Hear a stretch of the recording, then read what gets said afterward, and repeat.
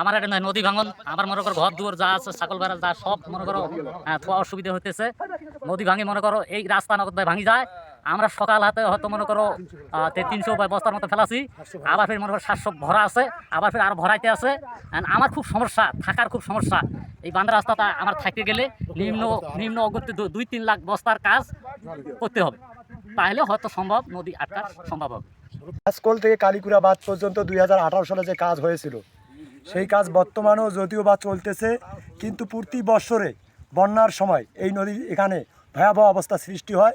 পানি উন্নয়ন বোর্ড যে সমস্ত বস্তা ফেলে কাজ করে সে কাজটা এখানকার জন্য উপযোগী নয়। আমরা মাননীয় সরকারের কাছে একটা আবেদন করতেছি যে এই বাঁধটা যেন স্থায়ী একটা বাঁধ নির্মাণের জন্য দৃষ্টি আকর্ষণ করি। জায়গাটা প্রতি বছরে বন্যা হলে ব্লক ডাবি যায়, ভাঙি যায়। বাড়ি ঘর নিয়ে খুব ভয়ে থাকি, বাচ্চা খোসানি খুব ভয়ে থাকি, জমা জমি নিয়ে খুব ভয়ে থাকি, কোন ঘরই ভাঙি যায়। এই জন্যে সরকারের ঘর বাড়ি ভাঙি যায়, সরকারের কাছে এটা একটা আবেদন।